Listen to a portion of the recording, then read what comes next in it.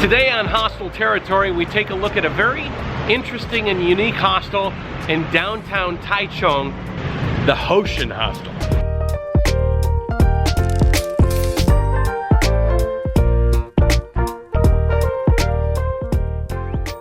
When you look at the front of Hoshin, this is the lobby, you'll say it kind of looks like an ordinary hotel, but just wait till we go upstairs. Andy is the manager here, and his wife actually designed the upstairs staying area where all the rooms are. She had an inspiration for making some section that was like, sort of like camping, right? This place has been around for about 3 years, but to really see what makes Hoshin really special is upstairs. So why don't we go upstairs and check it out?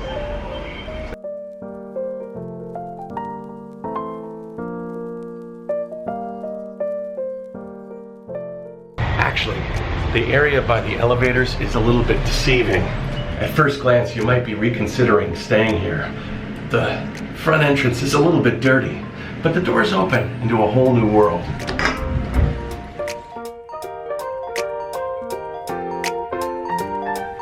This is the lobby area where you kick off your shoes, you put them in storage, you throw on some flip-flops, and you can even sit down and get a massage in the massage chair if you want.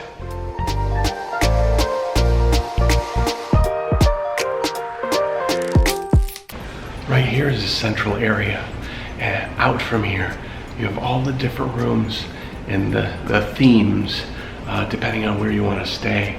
The least expensive is where I'm staying right now, which are the bunk beds. Then you have the tents, and I'll show you that in a little bit, and then you have the cubicles, all depending on what your budget is and what you're interested in. This is a pool table in the center of the lobby area. It's a little bit tilted. I think it's seen better days. The first thing that you realize when you step in here is that no matter how hot it is outside, in here it's kept nice, crisp, and cool. All right, so first things first, let me show you the least expensive, most economical way to stay at the Hoshin. This is what you expect to see when you're staying at a hostel. Extremely simple, bunk beds, bunk beds, bunk beds. This is the third take of me doing that because I can't quite say bunk bed, bunk bed, bunk beds, bunk beds. 3 times fast. Try it. It's not very easy. This down here is mine. So let me show you what kind of facilities you'll have if you stay in a bunk bed. So this is my disaster area.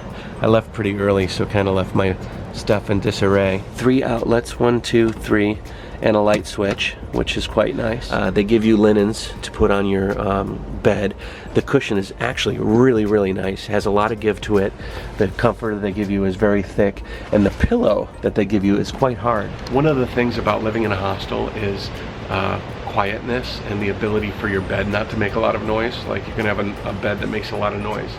And these beds seem to be put together pretty well. You're not going to creak a lot when you lay down in your bed and wake up other people around you.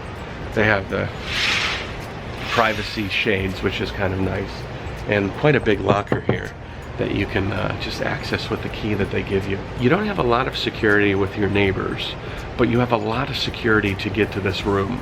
You have to use a key card to get up the elevator. You have to use a key card again to get into this area, and a key card again to actually take the elevator down. So even if somebody was to hitch a ride here, they'd have to hitch a ride back. And if you're carrying a bunch of other people's stuff, I think it would be a little bit conspicuous. So in their bunk bed area, they've got about 20 bunk beds available. The only drawback to the bunk beds is they don't provide you with a hook to, say, hang a towel after you take a shower. You kind of have to string it over a ladder or an edge of a bed. And I found myself actually hanging it over the ladder that somebody might need to climb to get in the bunk above me, and I felt like that might be a little bit obtrusive. Now the thing that really sets Hoshin apart is the mid-level stay option here at the hostel. You've got the cheap option, which is the bunk bed. You've got the cubicles, which is the top end, which is more isolated. But then you have the tents.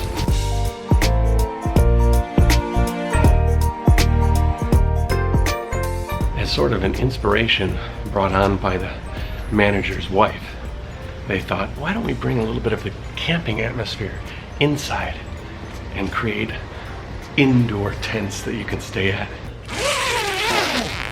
The tents are a little bit more isolated than the bunk beds, obviously. you don't have any sort of drapes that are separating you from your neighbors. So you can kind of have a little bit more privacy. The lighting situation is a little bit better as well. Actually, wow, this would be a great light to record in.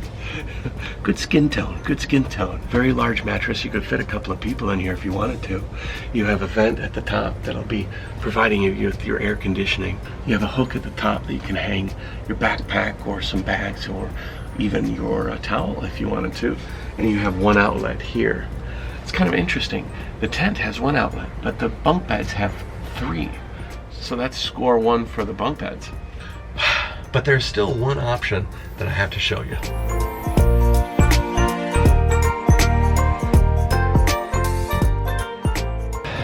The third and final option for you to stay here at the Hoshin are the cubicles.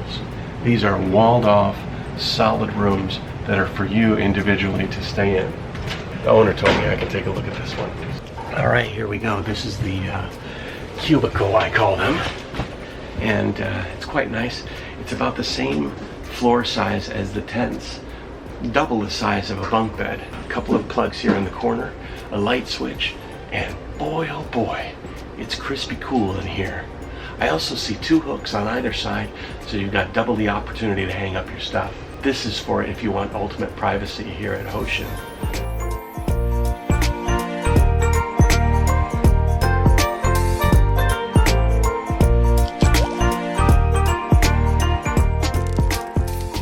Obviously, they've got all the facilities here to do your thing and your duties, but they also have a great complement of sinks. You're not going to be crowded around a sink trying to fight for the opportunity to use your hair dryer. They have pretty good facilities for going to the bathroom and taking a shower.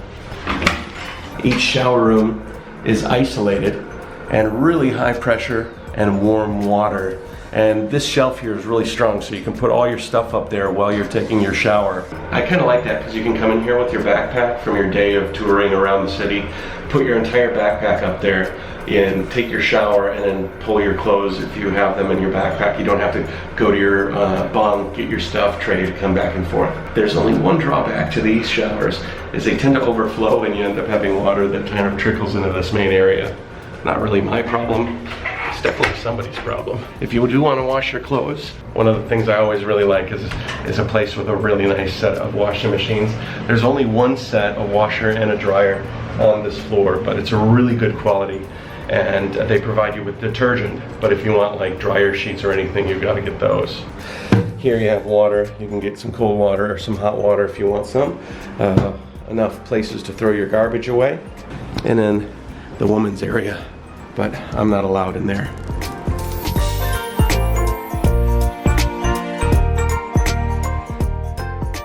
This is their sort of lounge room. It's a relaxed area that they have a bunch of couches set up on, so if you want to read a book, work on your laptop, or maybe edit a couple of vlogs, you can do that here. They provide air conditioning in this room, as well as games if you wanted to play some sort of video games.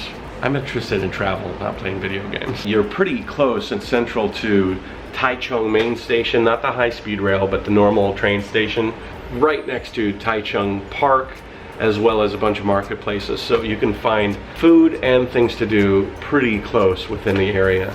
It's a budget hostel. It's a place to stay if you're looking to come to Taichung, so I recommend it. So yeah, the Hoshin Hostel. One great thing about hostels is each one has, like I said before, its own fingerprint. So come on down, and if you're staying in Taichung, I recommend it. It's quite a nice place to stay. Next time on the Jayoe vlog. And today I'm going to talk about probably the best accessory to mount your phone to your bike, to your arm, to your tripod, to almost anything. But also, I can take them off and put them on extremely fast. Just locks on super solid. It can also go